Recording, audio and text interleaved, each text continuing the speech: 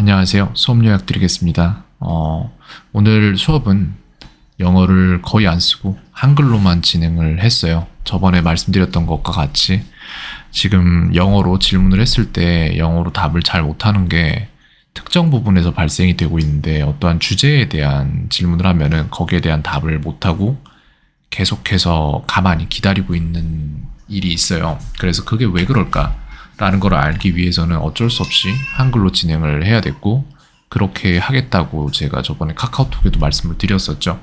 그래서 했습니다. 초반 부분은 일단은 동기부여적인 면이 굉장히 많았어요. 그래서 어떻게 바뀌어 나갈 것인지, 예를 들어서 항상 같은 시간을 보내고 있다면은, 그렇다면은 게임을 굉장히 오래 하고 틱톡이나 이런 거 보는 시간도 많고 그럴 거예요. 근데 지금은 괜찮을 수 있어도 시간이 점점 더 흐르면서 더 많은 것들을 해야 되고 더 많은 것들을 제대로 안 해놨다면은, 그러면 걔네들이 슬슬 다음 시험에 지민이 돼서 더 이제 공부해야 되는 양이 많아지는데, 습관 되게 중요하다고 생각을 하거든요. 그런 부분들에 대해서 같이 얘기를 해봤는데, 글쎄요, 동기부여는 됐던 것 같은데 그 다음 부분이 약간 문제가 아니었나라는 생각을 안 할 수가 없네요. 자, 일단 이게 지금 일반적인 중학교 수준의 디베이트라고 할 수 있는데, 근데 다는 아니고요. 거의 다 그렇습니다. 근데 이제 여기에서 보면은 요런 것들을, 여기 있죠. 그 중에 하나를 이제 단어를 몰라서 이해 못하는 부분들이 있기 때문에, 당신은 열정 또는 애국심이 몇몇 상황에 해로울 수 있다고 생각하나요? 라는 질문은 제가 만들어낸 거고, 그 전에 있었던 문장은 열정 또는 애국심은 몇몇 상황에 해로울 수 있다 라는 문장이 저 위에 있었어요. 여기에 대해서 이제 디베이트 수업을 하자면 A 그룹과 B 그룹이 각각 그렇다 아니다로 나뉘어서 청중을 두고 더 논리적인 말을 하는 쪽이 승리를 하는 게 디베이트 수업의 핵심이죠. 근데 문제는 뭐냐면, 이제 해석이 다 될 정도로 이렇게 해석을 해놓고 그 다음에 이제 한글로 이거에 대해서 답을 하라고 했을 때 한글로 답을 전혀 못해요. 그래서 이제 한 1분 정도 기다려도 아무 말도 못하고 있어서, 물어보면 생각이 너무 많아져서 라는 대답을 합니다. 그래서 이제 이거를 우리가 왜 하는지에 대한 얘기를 다시 해주는데, 생각을 완벽히 정리해서 그것을 읽어내는 게 이것의 목표가 아닌, 주제를 정한 후 이에 대해 즉흥적으로 말해나가는 걸 얼마나 잘할 수 있는지에 대한 연습이거든요. 물론 디베이트 수업에서는 몇 분간 주제를 정하고 이제 거기에 대한 세부 항목들을 정해서 그런 것들을 말하긴 하지만, 할 말 모두를 다 적는 건 아니거든요. 그렇기 때문에 이 부분은 약간 의아한 부분입니다. 이걸 못 해낸다는 것은 그렇습니다. 하지만 그럼에도 불구하고 전혀 상관없어요. 지금 누구냐가 중요한 게 아니라 어떻게 변해갈 것이냐가 중요한 거고, 그걸 위한 훈련을 어떻게 할 것이냐, 이런 것들이 중요한 거죠.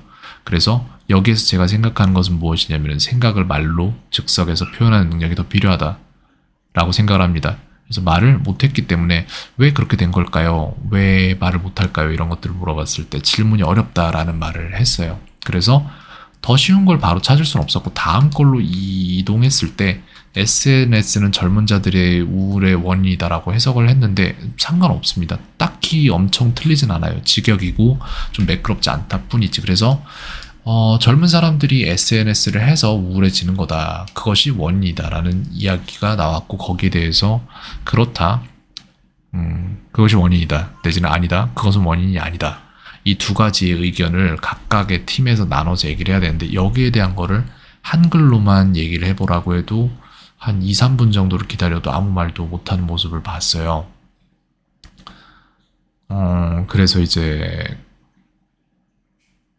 이것 또한 어렵다라고 얘기를 하더라고요. 그냥 자기 생각을 말하면 되는데, 답이 있는 게 아닌데 이런 거에 대한 말을 하는 게 부담스러운 건지 어려운 건지 그런 부분들이 있는 것 같아요.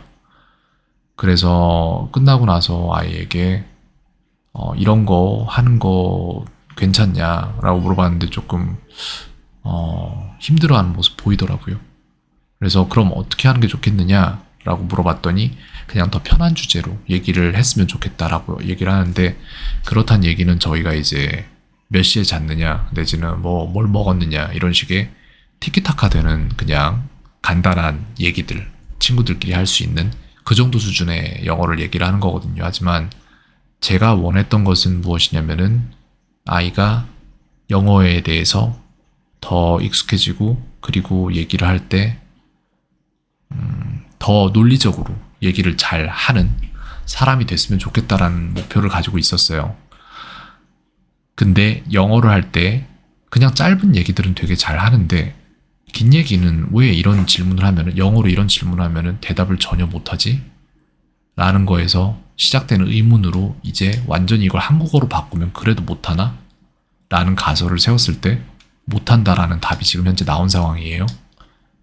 그렇기 때문에 저는 여기에서 생각하는 건 뭐냐면은 제가 당분간 학생의 한국어 논술 지도를 하는 게 영어 실력 증진에 훨씬 더 큰 도움이 되지 않을까라는 생각을 하게 되고 있고요, 지금 현재. 그 다음에 학생은 지금 이걸 원하지 않는 것 같아요. 제가 볼 때는 부담스러워해요. 힘들어해요, 굉장히. 이런 거를 한글로도 지금 잘 못하는 상황이기 때문에 약간 업셋된 것 같은데 업셋이라는 건 이제 약간 슬퍼는 아니고 약간 마음이 상했다 이 정도가 업셋이죠. 그런 상황인 것 같은데 이 부분에 대해서 일단 여기다 정리를 한번 드리고 필요하다면은 어머니와 전화 통화를 한번 하고 나서 나아갈 방향을 한번 모색을 해보는 게 좋을 것 같다고 생각을 합니다. 네, 요약은 여기까지 드릴 수 있겠어요. 캔이었습니다. 오늘 하루도 평온하세요.